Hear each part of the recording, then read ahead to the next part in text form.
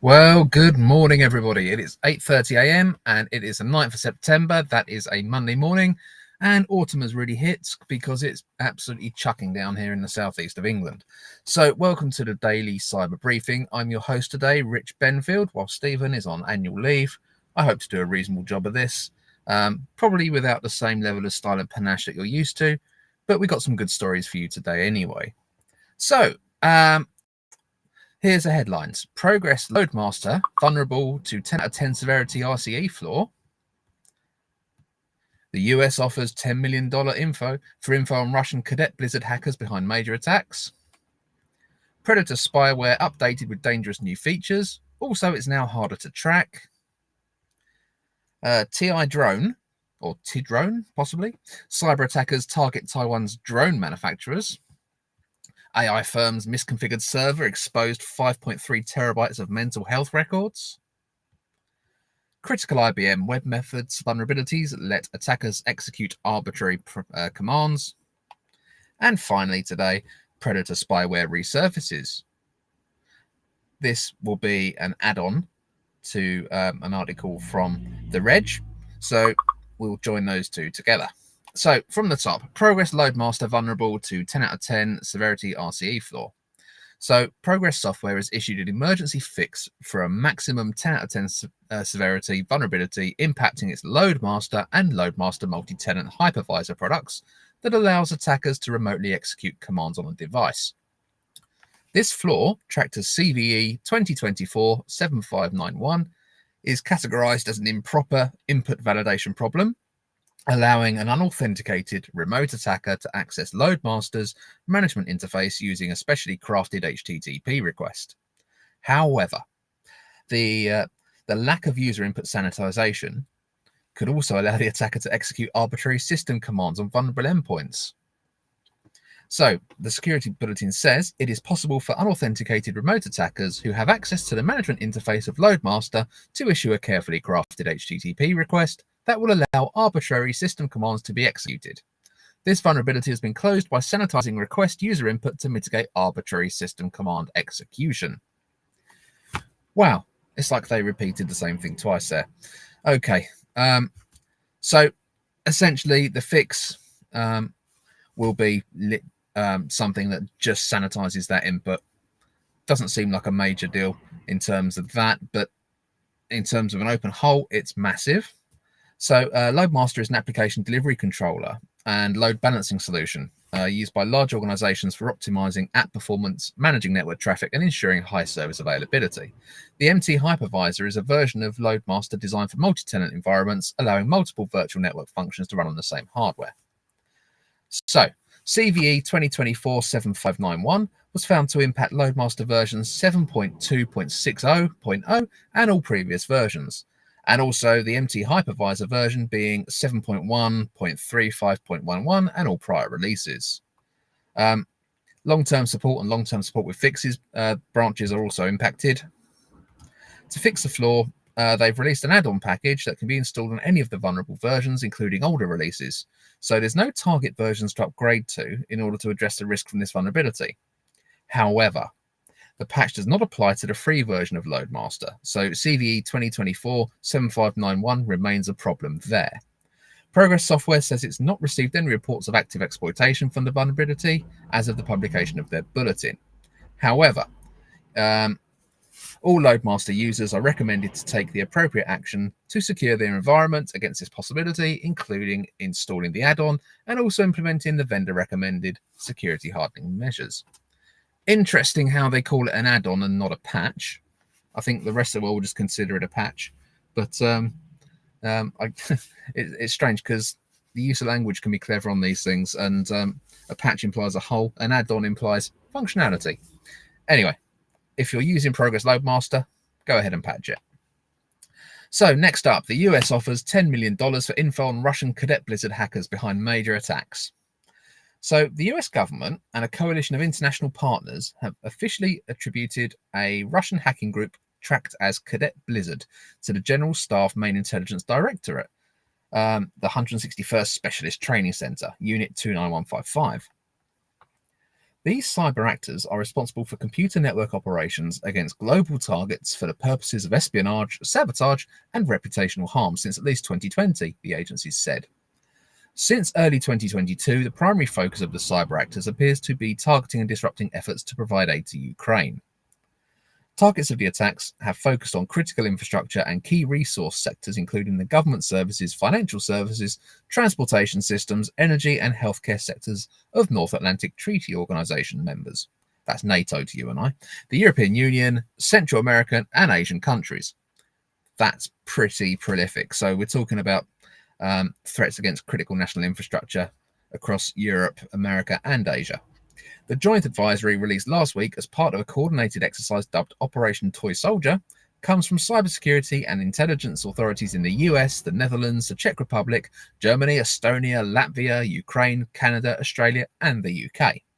So Cadet Blizzard, they're also known as Ember Bear, Frozen Vista, Nadaria, Ruinous Ursa, UAC 0056, and UNC 2589. They gained attention in January 2022 for deploying the destructive Whispergate, aka Paywipe, malware against multiple Ukrainian victim organizations in advance of Russia's full-blown military invasion of the country.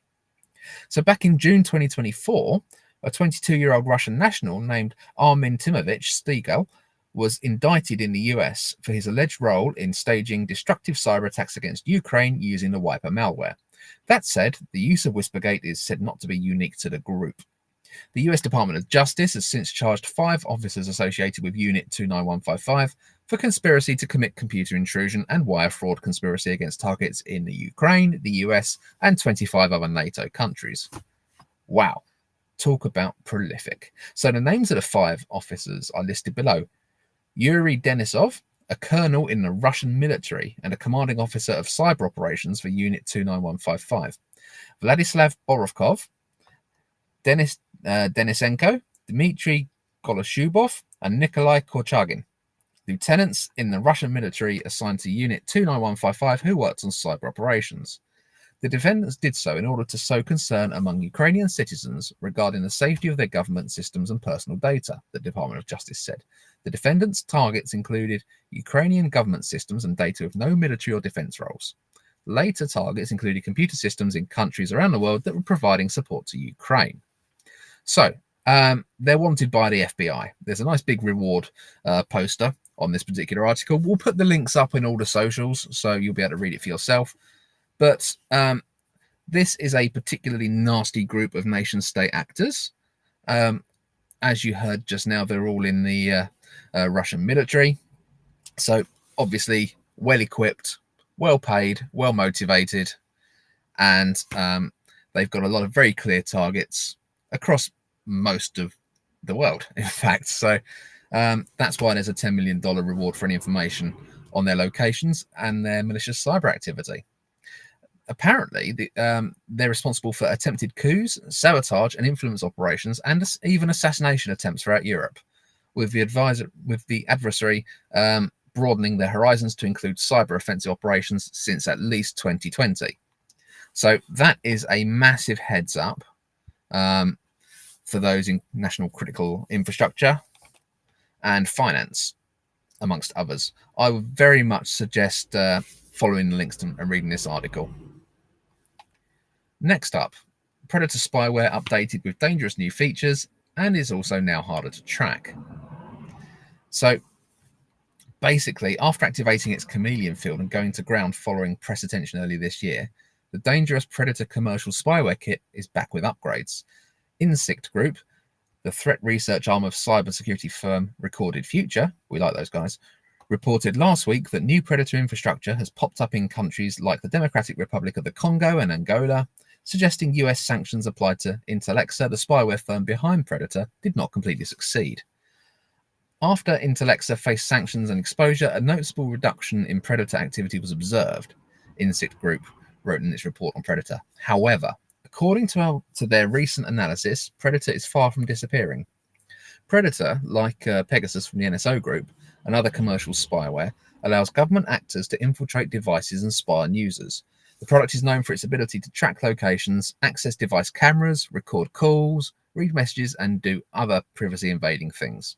The latest updates, unfortunately, mean Predator will be a lot harder to track. According to INSIC, the Predator update has spotted further anonymizes. Start that again. According to INSIT, the Predator update it has spotted further anonymizes customer operations and makes it harder to locate users. Note to the register, grammar and punctuation is important, because when I'm reading it, it makes it very hard indeed.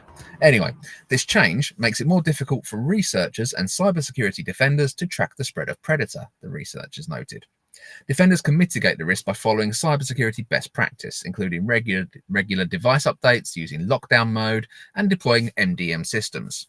Given Predator's renewed presence and the sophistication of its infrastructure, individuals and organizations must stay vigilant. Okay, so that's pretty much generic information. So do the cyber hygiene stuff, get it right, and hopefully you'll be okay. But be vigilant, because that Predator spyware is back and harder to catch. So TI drone cyber attackers target Taiwan's drone manufacturers. So a threat actor dubbed TI drone by researchers is actively going after military and satellite related industrial supply chains, particularly drone manufacturers in Taiwan. That's according to Trend Micro, which linked TI drone to other Chinese speaking groups and noticed that it uses enterprise resource planning software or remote desktop tools to deploy advanced proprietary malware. Since the beginning of 2024, we've been receiving incident response cases from Taiwan, according to an analyst from the firm. Telemetry from VirusTotal indicates that the targeted countries are varied, thus everyone should stay vigilant on this threat. The specialized toolsets includes CXCLNT, which can upload and download files, collect victim information such as file listings and computer names, and comes complete with stealth capabilities. Another weapon, called Client End, abbreviated to CLNT-END, a remote access tool first seen last April that supports a wide range of network protocols for communication. Once TI drone has compromised a target, it deploys user account control bypass techniques, credential dumping, and hack tool usage to disable antivirus products, according to the analysis. The threat actors have consistently updated their arsenal and optimized the attack chain, the researchers noted. Notably, anti-analysis techniques are employed in their loaders, such as verifying the entry point address from the parent process and hooking widely used application programming interfaces, that's APIs for you and me, like getProcAddress to alter the execution flow. So probably not an issue for most companies, because most people, let's be honest, aren't manufacturing drones. However, this could amount to a supply chain attack. If you're using drones, and let's be honest, they might not be military drones, but they might be very high-end drones used in commercial, estate agents, land surveying, things like that, then you could still be at risk. So if you're using high-end drones, you might want to check with your suppliers. Next up, as soon as my tab loads, AI firm's misconfigured server exposed 5.3 terabytes of mental health records. So a misconfigured server from a US-based AI healthcare firm, Confident Health, exposed 5.3 terabytes of sensitive mental health records, including personal details, assessments, and medical information, posing serious privacy risks for patients. Okay, so no doubt a cautionary tale on the use of AI, or the appropriate use of AI, should I say. Cybersecurity researcher Jeremiah Fowler discovered a non-password protected misconfigured server containing confidential records from Confident Health, a Texas-based AI platform offering mental health and addiction treatment services to residents of Connecticut, Florida, New Hampshire, Texas, and Virginia.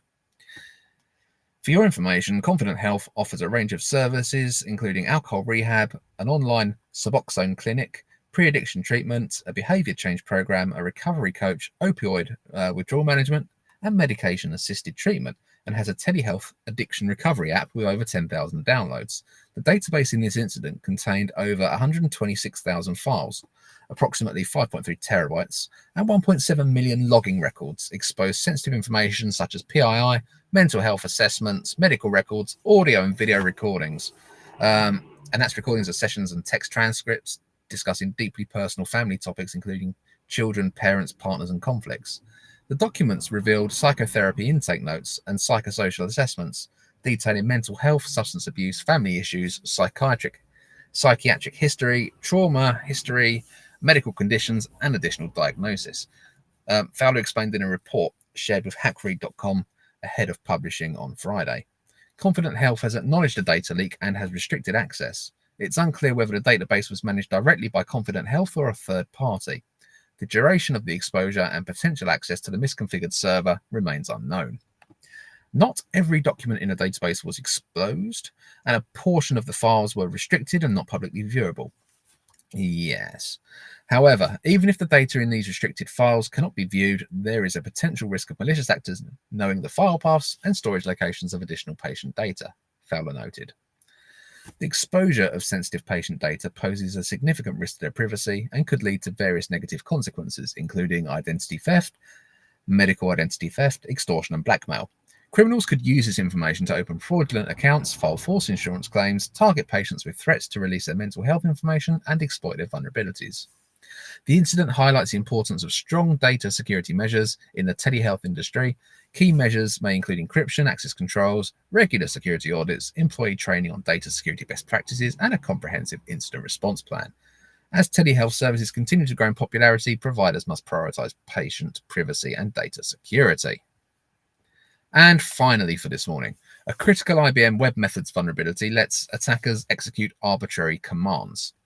So, IBM has disclosed multiple critical vulnerabilities in its Web Methods integration server, potentially allowing attackers to execute arbitrary commands on affected systems. These vulnerabilities, identified in version 10.15 of the software, pose a severe risk to organizations using this platform for integration and API management. The most severe of these vulnerabilities, CVE 2024-45076, has been assigned a CVSS base score of 9.9. That's a high one, indicating its critical nature. This vulnerability allows an authenticated user, so yes, it's an authenticated user, to upload and execute arbitrary files on the underlying operating system. The potential for exploitation is high, given the low complexity required to carry out an attack and the lack of user interaction needed.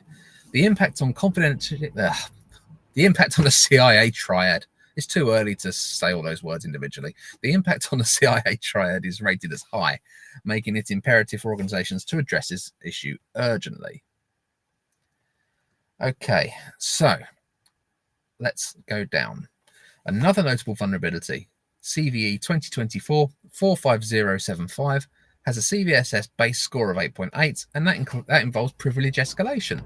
An authenticated user could exploit this flaw to create scheduler tasks that escalate their privileges to administrator level due to missing authentication checks. This could lead to unauthorized access and control over the system, further exacerbating the security risks associated with this platform. The third vulnerability, CVE 2024-45074, allows directory traversal attacks, enabling an attacker to view arbitrary files on the system by sending specially crafted URL requests containing ... sequences. This vulnerability has a CVSS base score of 6.5, and while less severe than the others, still poses a significant threat by potentially exposing sensitive information. IBM strongly advises all users of the affected versions of the Web Methods integration server to apply the necessary patches immediately. The company has released CoreFix 14 for the integration server, which can be installed using the Update Manager to mitigate these vulnerabilities. No workarounds or mitigations are available, making the application of these fixes crucial for maintaining system security. These vulnerabilities highlight the ongoing challenges in securing complex integration platforms, which cyber attackers increasingly target due to their critical role in enterprise environments. So, you got 3 vulnerabilities there in Web Methods from IBM. The update run should patch them all. If you do not patch them all, then just reading about what those vulnerabilities are, you can see that they could be used in tandem alongside each other to actually do some nasty stuff. So there are no workarounds. You can't reconfigure your way out of this. You have to patch. So sorry, that sounded more threatening than it was meant to, but you should really patch that. Okay, So that is the end of the news. As I said earlier, we will provide all the links in the socials so you can find out what I've been talking about today in greater detail. And thank you very much for listening. And we'll see you tomorrow for the next Daily Cyber.